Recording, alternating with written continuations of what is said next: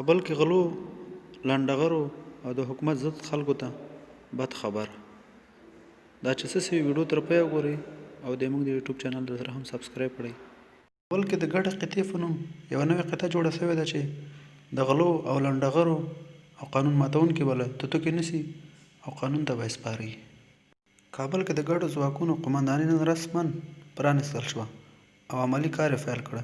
دا چې یاده قطعه کې به ملي امنیت، ملي اردو، ملي پولیس په هماهنګۍ سره کار کوي تر څو کابل کې جنایي پیښې کمې کړي.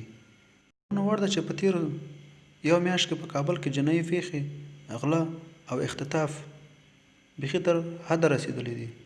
د کورنیو چارو وزارت ارشد معین عبدالصبور قانع ویلي دي چې د دې ګډو ځواکونو قطعې د جوړولو سره به په کابل کې جنایي پیښې صفر ته راښکته سي تر څو عام ولس په ارامه فضا کې ژوند وکړي.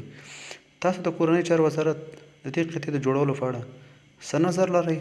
خپل نظر موږ سره په کامنټ کې شریک کړئ او زموږ د یوټیوب چینل در سره هم سبسکرایب کړئ. نور چې هر چېرته اوسئ ښاد او اباد اوسئ.